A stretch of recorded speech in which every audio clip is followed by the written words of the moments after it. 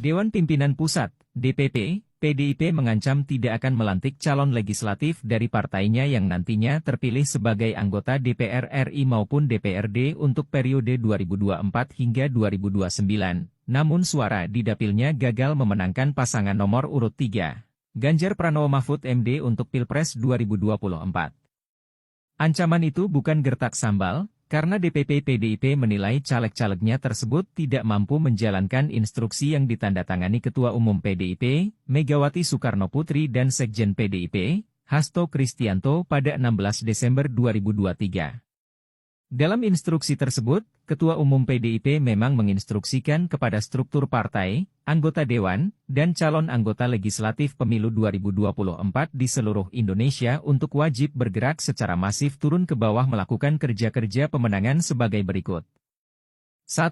Wajib memenangkan PDI Perjuangan dan Ganjar Pranowo, Mahfud MD di setiap TPS, hingga berjenjang ke atas di setiap RT, RW, dusun, desa, kecamatan, kabupaten, kota dan provinsi harus linear antara suara caleg, suara partai dengan suara Ganjar Pranowo, Mahfud MD. 2. Perolehan caleg di setiap dapil minimal harus linear, sama dengan perolehan suara pasangan Ganjar Pranowo, Mahfud MD, atau bahkan harus lebih besar dari suara caleg untuk mencapai target pemenangan Pilpres 2024.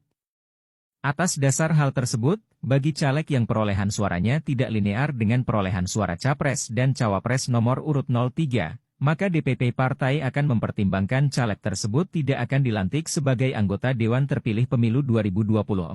Demikian bunyi instruksi yang disampaikan, untuk dilaksanakan dengan penuh tanggung jawab untuk seluruh kader PDIP.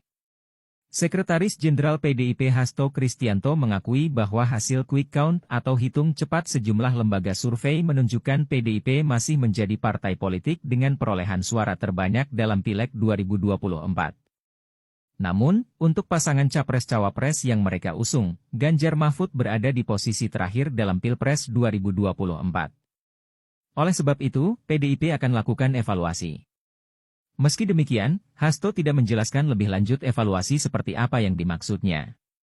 Ya tentu saja ada tahapan-tahapan seperti itu, partai melakukan evaluasi atas setiap peristiwa-peristiwa politik yang sangat penting, khususnya itu pemilu, jelas Hasto di Gedung High-End, Jakarta Pusat, Kamis, 15 Februari 2024.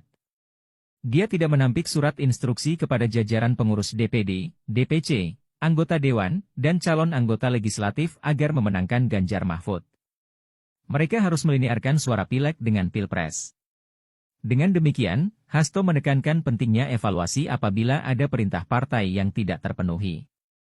Karena ini juga sebagai suatu pembelajaran yang sangat baik ke depan, katanya. Yang menjadi pertanyaan apakah bisa partai politik membatalkan pelantikan caleg terpilih yang dipilih langsung oleh rakyat?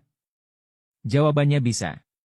Jika mengacu pada PKPU nomor 5 tahun 2019 memang diatur tentang syarat penggantian calon terpilih.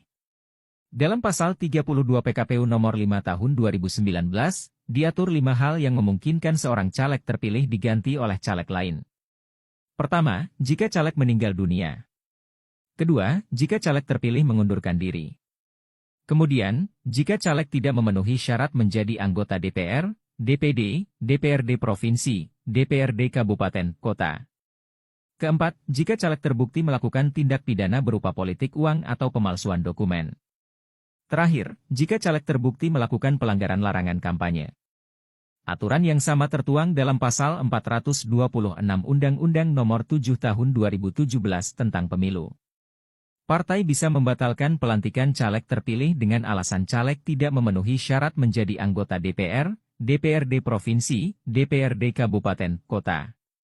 Adapun alasan kuatnya, caleg tersebut dipecat keanggotaan partai.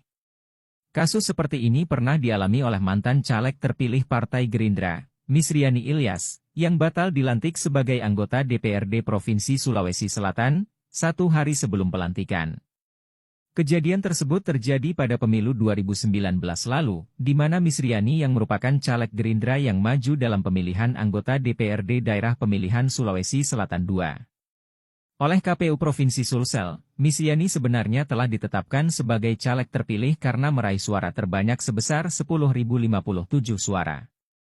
Namun, satu hari jelang pelantikan, yaitu 23 September 2019, Miss Riani mendapatkan kiriman surat dari Gerindra yang menyatakan dirinya diberhentikan dari partai. Atas pemberhentian itu, Miss Riani pun batal dilantik sebagai anggota DPRD. Akankah caleg PDIP yang tidak mampu memenangkan pasangan Ganjar Mahfud di dapilnya bakal mengalami nasib seperti Miss Riani? Halo, selamat berjumpa dengan saya Anika, pembaca berita podcastnews.id. Saksikan terus konten-konten menarik dari kami. Jangan lupa subscribe, like dan komen. Terima kasih.